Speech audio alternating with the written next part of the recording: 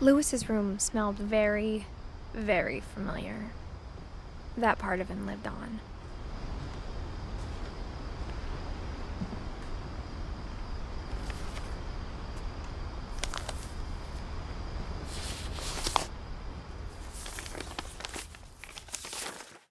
Dear Mrs. Finch, as Lewis's psychiatrist, I can understand your desire for an explanation.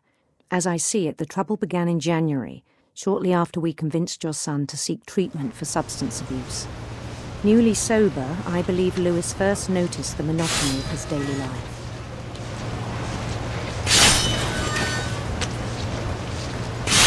He kept working at the cannery, but he withdrew part of himself.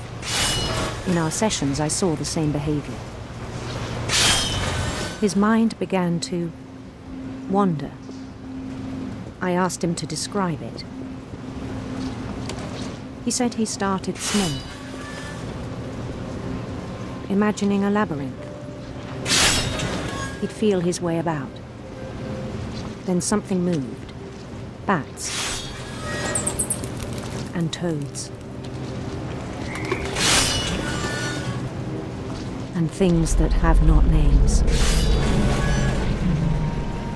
He knew it was all in his head.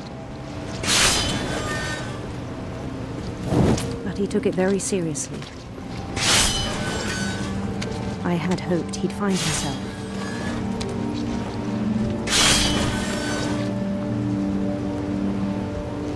But he found something more. I worried about him then. Daydreaming at the cannery. I spoke with his boss. But he said Lewis had become a model employee. Methodical, tireless, focused. Like a whole new Lewis. So I let him go on.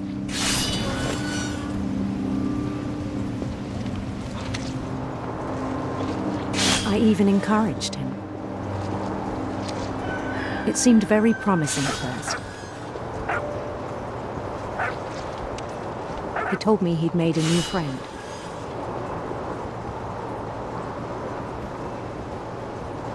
On the edge of a city he named Lewis Topia.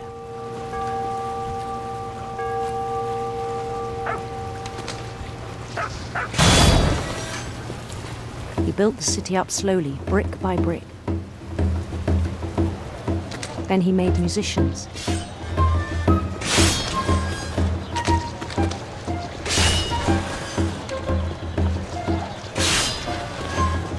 And songs for them to play. He talked about starting a band. And he was always humming something. Every day his imagination grew stronger.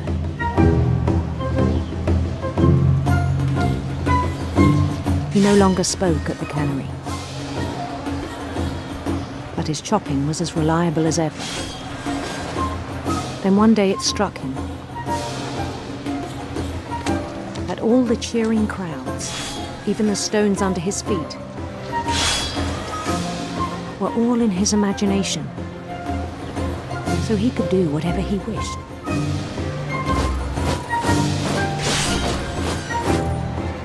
He held an election for mayor.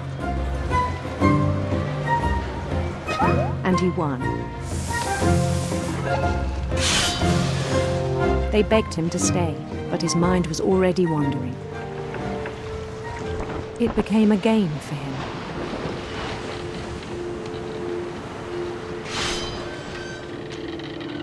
He'd conquer a city, then immediately push on. New Louisville. St. Louis. He started drifting away from our reality.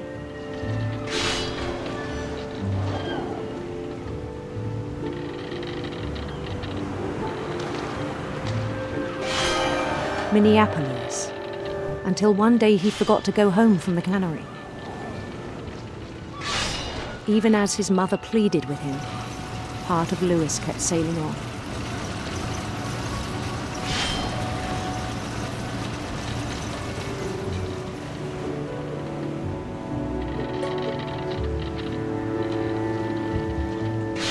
In Lewisburg, he heard rumors of a handsome queen.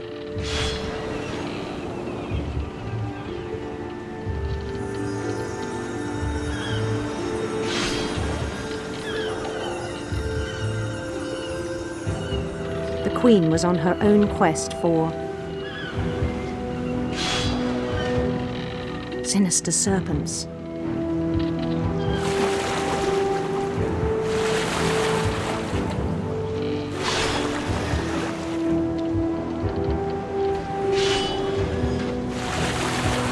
He followed the sound of her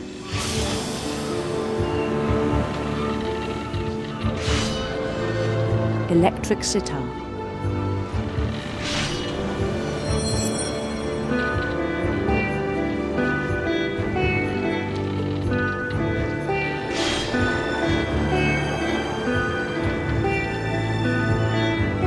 His chase led him to a golden palace east of the sun and west of the moon. Even then, his logic remained sound.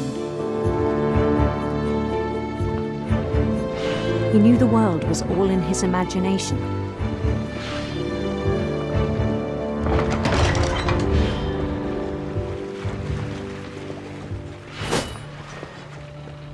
But he was so proud of having created it.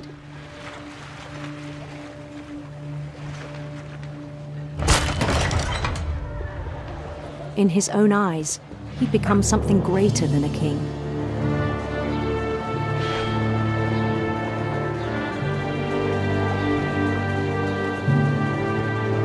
For someone who'd never known success in the real world, I think it was overwhelming. And then it struck him that the real Lewis was not the one chopping salmon, but the one climbing the steps of a golden palace.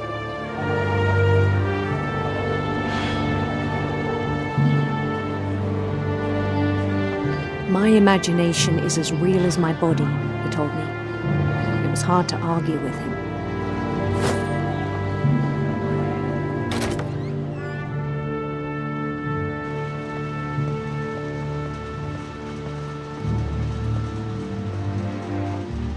He began to forget the world we know.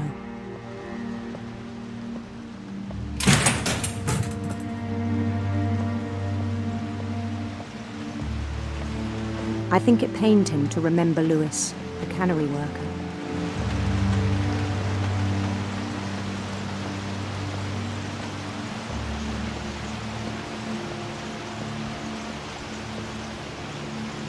He began to despise the man with a royal contempt.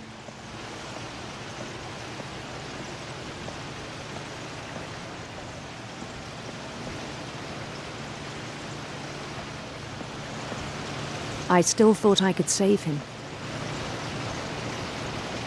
Even after he said he was being crowned king over all the lands of wonder. The palace would be packed with his companions.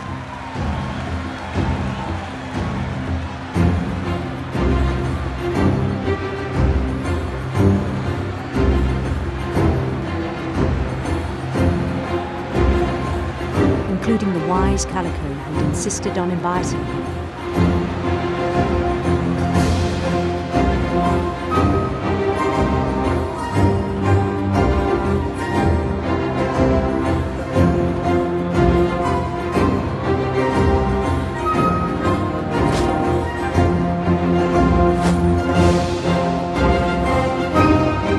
His queen waited, holding his crown.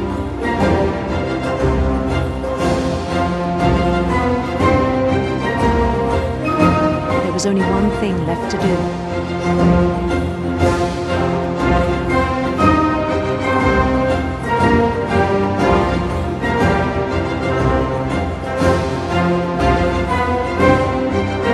Bend down his head.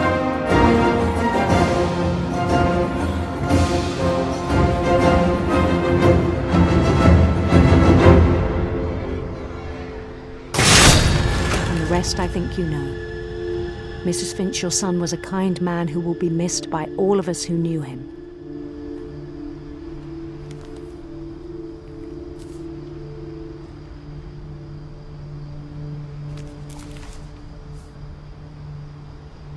My brother was really cool. I wish you could have met him.